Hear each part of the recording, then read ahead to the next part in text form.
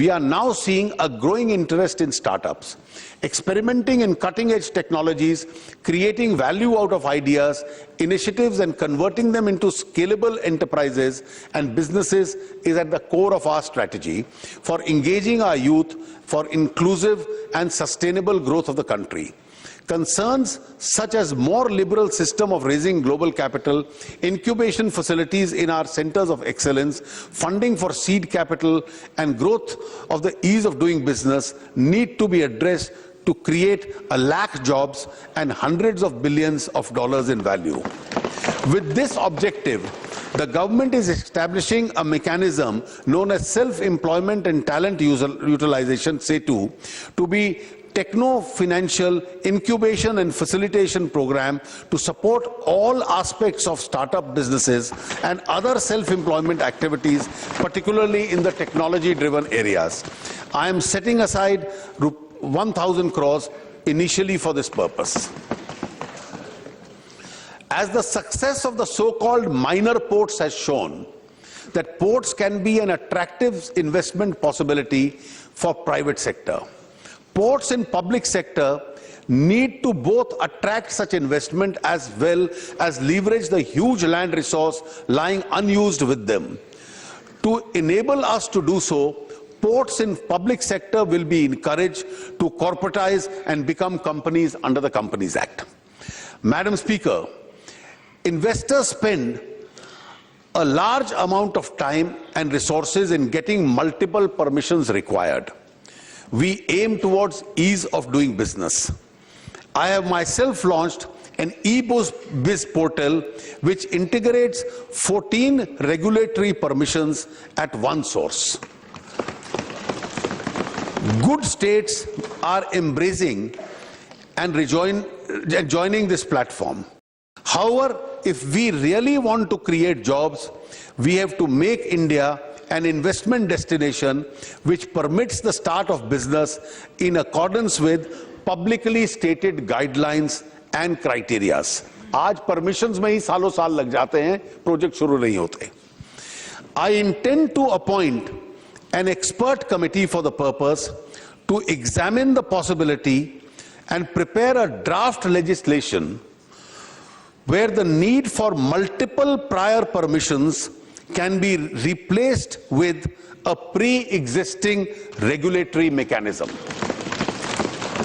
आपका regulatory mechanisms में guidelines होंगी, उसके मुताबिक काम शुरू कीजिए. Prior permissions का ये substitute होगा. The government also proposes to set up 5 ultra mega power projects, each of 4,000 megawatts, and plug and play mode. All clearances and linkages will be in place before the project is awarded by a transparent auction system. This should unlock investment to the extent of rupees 1 lakh crore. The government would also consider similar plug-and-play projects in other infrastructure projects such as roads, ports, rails, airports, etc.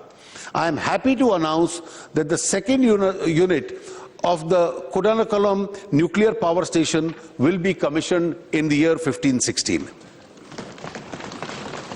Madam Speaker, I hope to garner some additional resources during the year for tax buoyancy.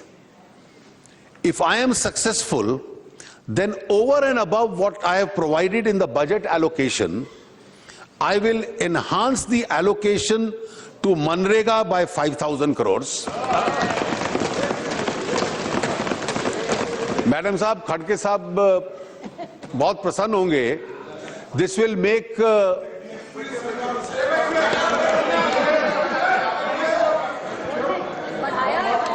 Please. He asked me, I am responding. Why you are so much worried? Madam, this will have 2 features. This will make this year's allocation the highest ever in Manrega. सबसे अधिक होगी और उसके साथ साथ जो rural wages कम हो रही हैं उसको बढ़ाने में भी ये लाभ देगी. I will further be allocating To the Integrated Child Development Scheme, another 1,500 crores. To Integrated Child Protection Scheme, another 500 crores. And to the Pradhan Mantri Krishi Sinchai Yojana, another 3,000 crores. And an initial inflow of rupees 5,000 crores into the National Infrastructure Investment Fund, which I have just announced. Financial markets. One vital factor in promoting investment in India, including the infrastructure sector, is deepening of the Indian bond markets, which will have to bring at the same level as our world-class equity market. I intend to begin this process this year by setting up a public debt management agency, which will bring both India's external borrowings and domestic debt under one roof. I also propose to merge the Forward Markets Commission with SEBI to strengthen the regulation of the commodity forward market and reduce wild speculation. Enabling legislation amending Government Securities Act and the RBI Act is proposed in the Finance Bill. Capital accounts controls is a policy rather than a regulatory matter. I propose to amend through the Finance Bill Section 6 of FEMA to clearly provide that control of capital flows as equity will be exercised by the government. A properly functioning capital market also requires proper consumer protection. I therefore propose to create a task force to establish a sector-neutral financial redressal agency that will give grievances against all financial service providers that will address. I am also glad to inform the House that the work assigned to the Task Force on Financial Data Management Center, Financial Sector Appellate Tribunal, the Resolution Corporation, the Public Debt Management Agency are progressing satisfactorily. We have also received a large number of suggestions from the Indian Financial Code, which are currently being reviewed by the Justice Sri Krishna Committee. I hope sooner than later to introduce the Indian Financial Code in Parliament for consideration. Madam Speaker, this is just the beginning. I have a vision of putting in place a direct tax regime which is internationally competitive on rates, is without exemptions, incentivizes savings, and does not realize tax from intermediaries. Such a direct regime would be matched by a modernized indirect tax regime we are putting in place by way of GST and will bring both greater transparency and greater investment. Madam Speaker, with regard to the dormant Employees Provident Fund accounts and the claim ratios of the ESI is too well known to be repeated here. It has been remarked that both EPF and ESI have hostages rather than clients. Further, the low-paid worker suffers deductions greater than better-paid workers in percentage terms. With respect to Employees Provident Fund, the employee needs to be provided with two options. Firstly, the employee may opt for EPF or for the new pension scheme. Secondly, for employees below a certain threshold of income, contributions to EPF should be optional without affecting or reducing the employer's contribution. With respect to ESI, the employee should have the option of choosing either ESI or health insurance product recognized by the IDRA. We intend to bring amending legislation in this regard after stakeholder consultation. Madam, India is the largest consumer of gold in the world. It imports as much as 800 to 1,000 tons of gold each year. Those stocks of gold are estimated to be over 20,000 tons. Mostly this gold is neither traded nor monetized.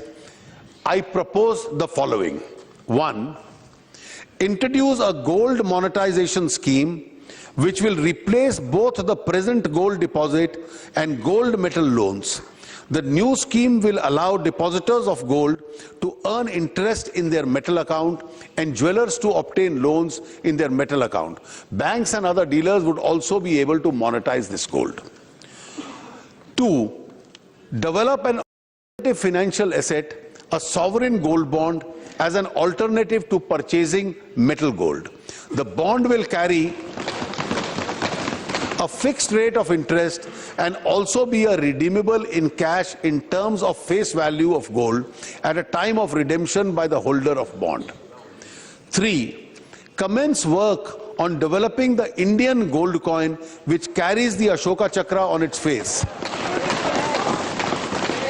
Such an Indian gold coin would help to reduce the demand for coins minted outside India and also help to recycle the gold available in the country.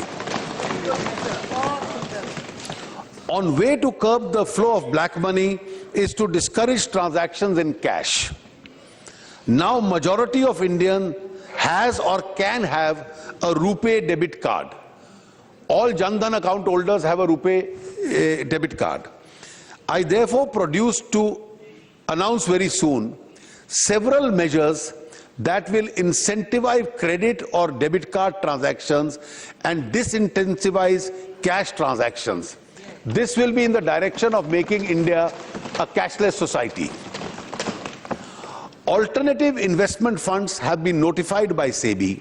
Such alternative investment funds provide another vehicle for facilitating domestic investments. Keeping in view the need to increase investment from all sources, I propose to allow foreign investment in alternative investment funds. To simplify further the procedures of Indian companies to attract foreign investment, I propose to do away with the distinction between different types of foreign investment, especially between foreign portfolio investment and foreign direct investment, and replace them with composite caps. The sectors which are already on a 100% automatic route would not be affected. The Act East policy of the Government of India endeavors to cultivate extensive economic and strategic relations in Southeast Asia. In order to catalyze investment from private sector in this region, a project development company will, through separate special purpose vehicles, will set up manufacturing hubs in CMLV countries, namely Cambodia, Myanmar, Laos, and Vietnam. My government is committed to the safety and security of women. In order to support the programs of women security, advocacy and awareness, I have decided to provide another 1,000 crores to the Nirbhaya Fund. While India has 25 World Cultural Heritage Sites, their facilities are still deficient and require restoration, including landscape restoration, signage, interpretation, centers, parking, access for differently abled visitors. Amenities including securities, toilets, illumination, plans for benefiting communities and around them. I propose this year, and I hope this practice continues for next year's onwards also, to start working on these lines and develop with central support the following heritage sites. 1. The churches and convents of Old Goa. 2. Hampi in Karnataka, Elephanta Caves in Mumbai, Kumbhalgarh and other city forests of Rajasthan, Rani Ka Vav in Patan in Gujarat, Leh Palace Ladakh in Jammu and Kashmir, the Varanasi Temple Town, the Jallianwala Bagh at Amritsar, and the Qutub Shahi Tombs at Hyderabad, Telangana. Wait. After the success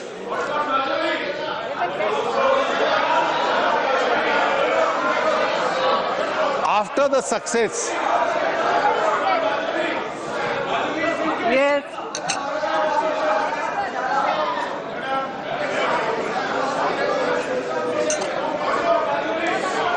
After the success of the visas on arrival issued to travelers of 43 countries, 43 countries,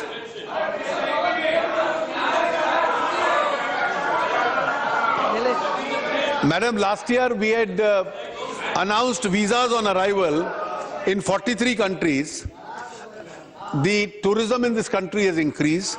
I propose to increase the countries covered under the scheme to 150 in different stages. Madam, as environment degradation hurts the poor more than others, we are committed to making our development process as green as possible. Our de facto carbon tax on most petroleum products compares favorably with international norms. With regard to coal, there is a need to balance between taxing pollution and the price of power. However, beginning this year, I intend to start on that journey too. My government is launching a scheme for faster adoption and manufacturing electric vehicles. I am proposing an initial outlay of 75 crores in this scheme for 15-16. The Ministry of New Renewable Energy has revised its target of renewable energy to 1,75,000 megawatts in 2022, comprising of 100,000 in solar, 60,000 in wind, 10,000 in biomass and 5,000 of small hydro. Madam Speaker, we are putting the scam, scandal and corruption raj behind us. Malfeasance in public procurement can perhaps be contained by having a procurement law and an institutionalized structure consistent with the UNCITRAL model law. I believe Parliament now needs to take a view on the need to have a procurement law, and if so, in what shape it should take. On the other hand, disputes arising out of public contracts take a long time to resolve and the process is very costly. इसकी वजह से projects अटके रहते हैं.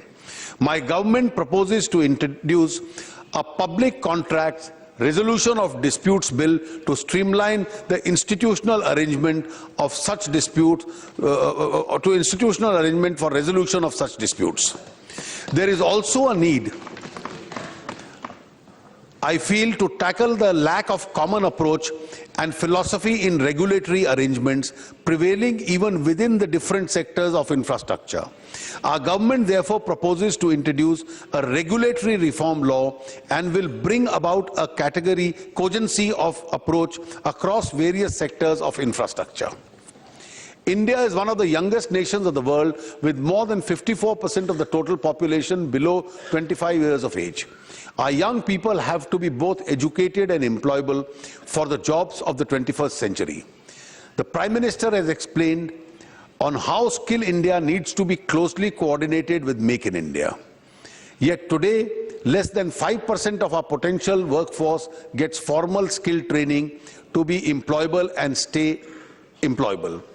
We will soon be launching a national skills mission through Skill Development and Entrepreneurship Ministry. The mission will consolidate skill initiatives spread across several ministries and allow us to standardize procedures and outcomes of our 31 sectors skill councils. With rural population still forming close to 70% of India's population, enhancing employability of rural youth is the key or to unlocking India's demographic dividend. With this in mind, we have launched the Deen Dayal Upadhyaya Gramin Kushal Yojana. Rupees 1,500 crores has been set apart for this scheme. Disbursement will be through a digital voucher directly into qualified student bank account. This year, when we will be entering the 100th birth anniversary of Pandit Deen Dayal Upadhyaya, the intention of the government is to celebrate the anniversary of the great nationalist in a befitting manner. A 100th birthday celebration committee will be announced soon and adequate resources provided for the same. With a view to enable all poor and middle class students to pursue higher education in their choice without constraint of funds, I propose to set up a fully IT-based student financial aid authority to administer and monitor scholarship, as also the educational loan scheme through the Pradhan Mantri Vidya Lakshmi Karyakram. We will ensure that no student misses out on higher education for lack of funds. Honorable members will remember that in the budget speech of July, I had indicated my intention to provide one major central institution to each state. Madam, इसमें कोई रह जाए तो साल के दौरान budget के बाद भी हम लोग कंसिडर कर लेंगे. In this fiscal year, I propose to set up an All India Institute of Medical Sciences in Jammu and Kashmir